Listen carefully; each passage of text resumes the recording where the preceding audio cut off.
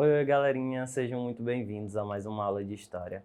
Eu sou o professor Lucas Gadelha e a aula de hoje é uma aula bem especial porque a gente vai falar de um conteúdo que faz parte do que a gente está vivendo atualmente. Estamos em novembro, é o mês considerado o mês do Orgulho Negro. A gente, no dia 20 de novembro, é comemorado o Dia da Consciência Negra. E aí hoje a gente vai falar um pouquinho sobre o que é essa consciência negra e qual a importância dela para a nossa vida em sociedade, certo? Então vamos lá, observem aí. Consciência negra. A consciência negra é uma expressão que designa a percepção histórica e cultural que os negros têm de si mesmos. Também representa a luta dos negros contra a discriminação racial e a desigualdade social. Aí tem uma imagem aí do dia 20 de novembro, que é o Dia da Consciência Negra. Lembrar a resistência do povo negro para avançar na luta por uma sociedade livre de toda forma de opressão. Mas por que dia 20 de novembro é considerado o Dia da Consciência Negra? Vamos aí observar. Em todo o Brasil, é celebrado em novembro o mês da Consciência Negra. Seu marco é o dia 20 de novembro, data relacionada à morte de Zumbi dos Palmares, líder do Quilombo dos Palmares, situado entre Alagoas e Pernambuco. A celebração relembra a importância de refletir sobre a posição dos negros na sociedade. Afinal, as gerações de afro-brasileiros que sucederam à época de escravidão sofreram e ainda sofrem diversos níveis de preconceito. Aí tem uma imagem da Marcha do Dia da Consciência Negra, que é comemorado no dia 20 de novembro, e aí explicou um pouquinho que é comemorado justamente no dia 20 de novembro, porque é a data que é relacionada à morte de Zumbi dos Palmares, que foi um dos maiores líderes de quilombos no período da escravidão, certo? E aí é importante a gente entender essa relação para a gente compreender que a nossa história da nossa identidade, da nossa miscigenação, de nós brasileiros, ela é muito fruto desse processo de colonização, do descobrimento do Brasil e, consequentemente, também do processo de escravidão, certo? Tanto é que, observem aí, o Quilombo dos Palmares era símbolo de luta e resistência contra a escravidão e referência à liberdade e autonomia de um povo que durante mais de 3 séculos vinha sendo brutalizados, arrancados à força de suas terras natal, a África, trazidos a outro continente para servir e produzir no nascente Brasil colonial. Foi nesse contexto hostil que nasceu o nosso país. Por isso, tudo que foi gerado, produzido, construído, se deve às mãos negras dos africanos e seus descendentes. É até importante ressaltar isso, porque muitas vezes a gente fala que nós somos descendentes de africanos, mas a gente não entende o processo de descendência.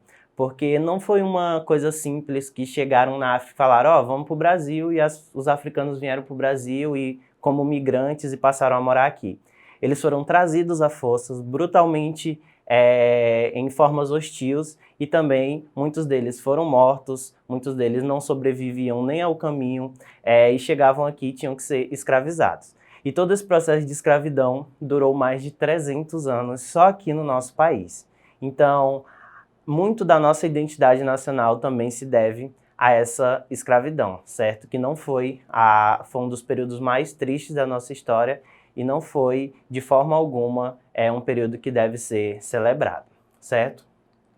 Mas a nossa consciência negra, essa questão de se conscientizar quanto à nossa descendência, ela é importante ser celebrada. Observem.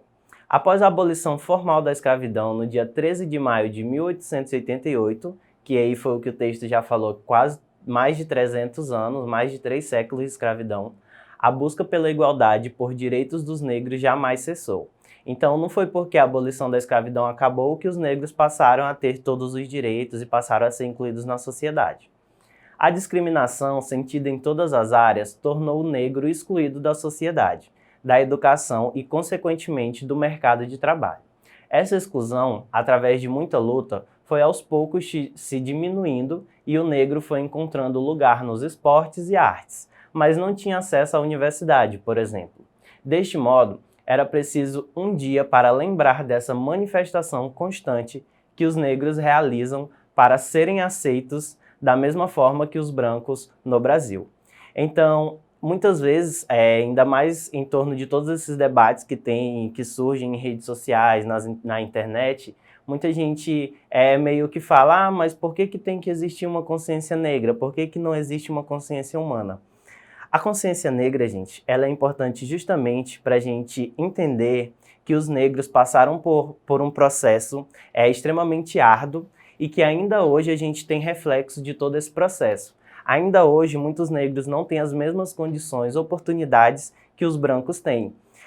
A população negra compreende a mais de 50% da população brasileira e, mesmo assim, são os que mais sofrem com toda a desigualdade, com toda a fome, com toda a miséria, com toda a falta de oportunidade que é dado a essa população, certo? A nós, quanto negros, quanto brasileiros, quanto miscigenados, então a gente tem muito essa importância de se estudar e de ter essa consciência negra e de celebrar esse dia para a gente lembrar as nossas origens, as nossas raízes e tudo aquilo que o nosso povo já sofreu para que a gente pudesse estar aqui hoje, certo?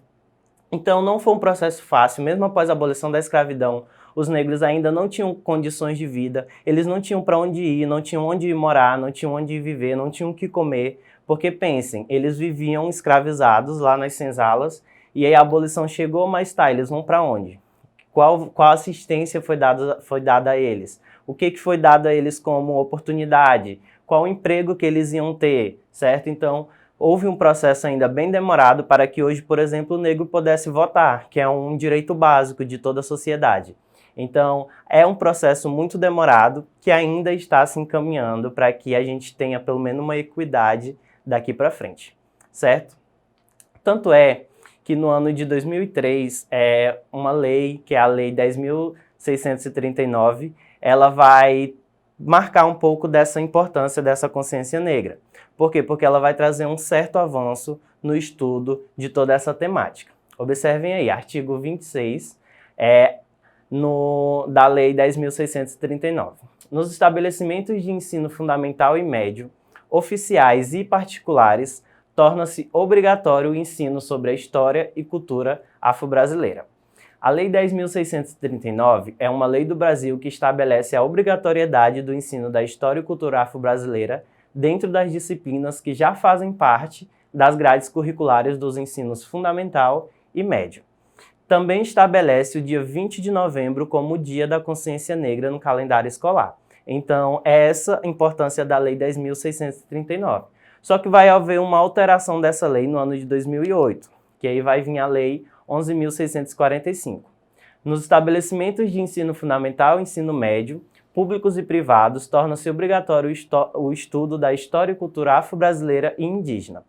No ano de 2008, 5 anos depois da Lei de 2003, vai ser acrescentada a obrigatoriedade do ensino indígena, que é outra deficiência que a gente tem dentro da nossa sociedade, de entender que os povos indígenas também, esses nativos indígenas, eles fazem parte da construção da nossa história, certo? Então, essa Lei 11.000 vai alterar a Lei 10.000, a qual estabelece as diretrizes e bases da educação nacional para incluir no currículo oficial da rede de ensino a obrigatoriedade da temática História e Cultura Afro-Brasileira e Indígena. Isso implica a necessidade de abordar a temática em questão no ensino de todas as disciplinas do currículo da educação básica, que inclui o ensino fundamental e médio. Então, a obrigatoriedade dessa lei ela tem que ter uma interdisciplinaridade, ela tem que passar por todas as disciplinas. Então, não é só o professor de história que tem que falar sobre a história da cultura afro-brasileira e indígena, o professor de matemática, o professor de ciências, o professor de religião, todos eles vão trabalhar de forma direta ou indireta essa temática dentro de sala de aula, certo? Ou também com projetos, enfim, diversos meios a gente tem para trabalhar essa temática. Mas qual é o principal objetivo dessa lei? Observe. O objetivo de ambas as leis é combater o racismo no país, ao acentuar a participação de negros e índios na construção da nossa identidade nacional. E o que é identidade nacional? O que é a nossa identidade nacional? É o conceito que sintetiza um conjunto de sentimentos, os quais fazem um indivíduo sentir-se parte integrante de uma sociedade ou nação. Então, é o sentimento de pertencimento, certo? É aquilo que a gente estudou lá no 8º ano, da distinção do que é nação e do que é Estado. Então, essa identidade nacional é o que faz a gente se sentir parte de uma nação, certo? Então, o objetivo principal da lei é combater o racismo no nosso país. Mas, afinal, o que é o racismo? Observe. O racismo é a crença em que uma raça, etnia ou certas características físicas sejam superiores a outras. Mas, professor, o que é raça? Por que existe essa distinção de raça? Não somos todos humanos? Gente, a gente tem que entender uma coisa. Biologicamente, só existe uma raça, que é a raça humana, certo? Só que socialmente, há sim distinção de como que essas raças elas se dividem dentro da sociedade. Principalmente porque esse conceito tanto de raça quanto de racismo vai ser criado pelos brancos para poder distinguir eles do resto da população negra, certo? Então a gente tem sim socialmente essa distinção de raças. Tem os pretos, os pardos, os brancos. E no Brasil, essa distinção parte de uma autodeclaração. Então você se autodeclara branco, ou se autodeclara preto, ou se autodeclara pardo. Ninguém pode chegar para você e dizer, não, você é branco, não, você é preto, não, você é pardo. Isso é uma questão de autodeclaração, certo? Você se autodeclara parte de uma raça. Mas o racismo, gente, ele parte dessa princípio de, principalmente em todas essas questões que a gente já viu, de que o branco sempre suprimiu o negro, certo? Por isso que houve essa necessidade de se criar uma lei que combata o racismo. Observem aí. Antes de falar de racismo, devemos nos atentar para uma distinção conceitual importante. Racismo, discriminação e preconceito não são exatamente a mesma coisa. Preconceito é um julgamento sem conhecimento de causa, ou seja, julgar algo ou alguém antes de conhecer. Discriminação é o ato de diferenciar, de tratar pessoas de modo diferente por diversos motivos. Já o racismo é uma forma de preconceito ou discriminação motivada pela cor da pele ou origem étnica. Pensando na extensão dos conceitos, o racismo está dentro dos conjuntos preconceito e discriminação, mas não os esgota, certo? E existem diferentes tipos de racismo, ele não se manifesta de maneira única. Pode haver o racismo quando há um crime de ódio ou discriminação racial direta, que é quando você sofre ou pratica alguma discriminação direta a uma pessoa, a um grupo de pessoas. Existe o racismo quando de forma institucional, que é aquele racismo que acontece, por exemplo, com a segregação dos negros lá nos Estados Unidos, onde eles eram separados dos brancos, o próprio apartheid na África. Então é um exemplo de racismo institucional.